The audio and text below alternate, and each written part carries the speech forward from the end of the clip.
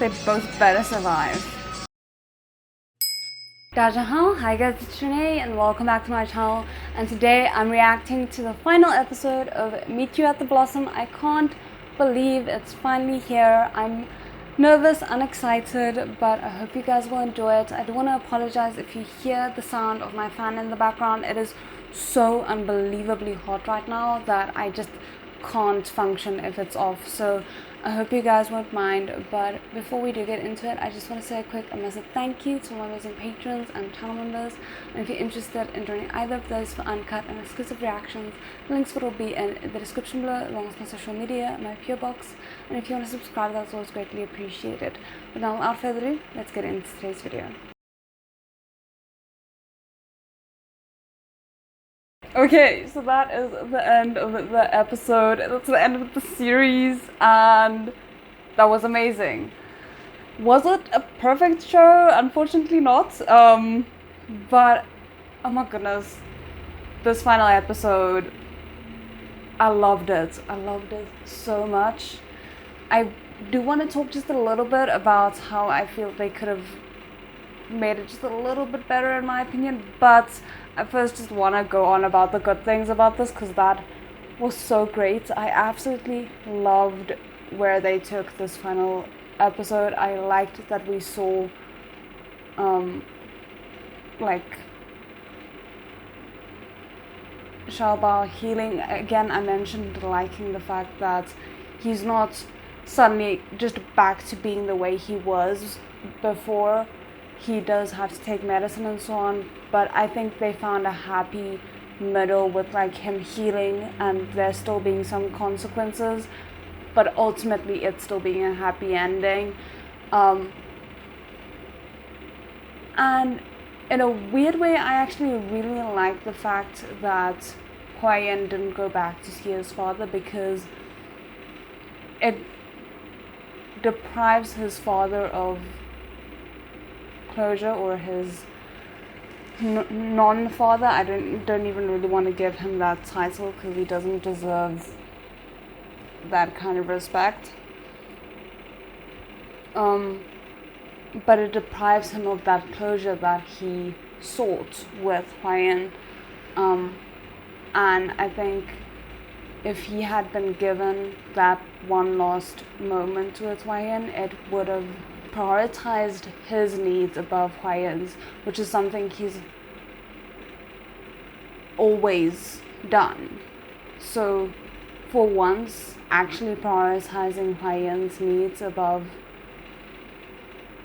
his needs, I think, was the right thing. Like, obviously he didn't do it, Xiaobao did it, but I like how that separates the two of them so much, and the message that it sends, that the victim doesn't need to provide closure. So yeah, I really liked the way that was handled. I liked the little bit that we saw of the Emperor here at the end. That was quite nice.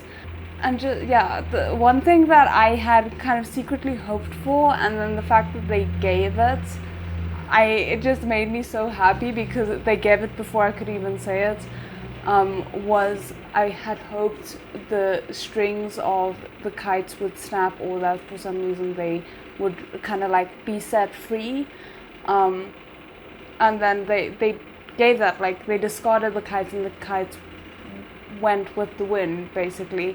And the reason why I wanted that is because the Not Dad equated Huayan to a kite and said a kite is meant to be controlled, you know, it's basically like a puppet. And having the kites defy that feels very symbolic as to saying Huayan was so much more than that.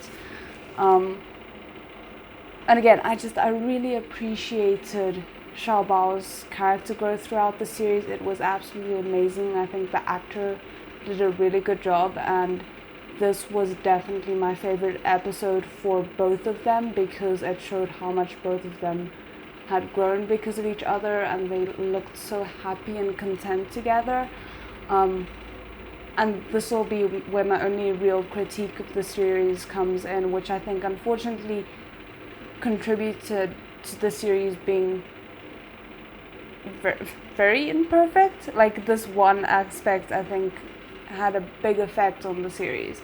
But it's just the fact that I wish we had seen character growth from Hwa-in sooner. I thought that if they made Hwa-in very selfless in the previous episode to the extent where he wasn't demanding things of Xiaobao, wasn't imposing his presence on Xiaobao, if they just handled it a little bit differently, I think the growth that we saw in this episode would have felt a lot more earned and organic. Whereas even though I love the growth that we saw and I think that's where he needs to have ended up, it felt a bit abrupt considering what we saw in the previous episode. But overall, I just think they did a really good job. I think that this was a worthwhile series to watch, and I appreciate how much effort they put into it. The costuming and set design was immaculate. And I also just really liked the sister. I think the sister and the parents were just a really nice highlight to the show that was very warm. And surprisingly, the family dynamic between the parents and the kids was really a highlight for me, which you don't often see. Like generally the relationships between parents are more, in these kinds of shows, are more akin to the relationship we see with Hwa-in and his not dad. So yeah. Anyway, I hope you guys enjoyed it. Let me know what you thought, and otherwise, hopefully I'll see you in whichever series I go to next. 再见.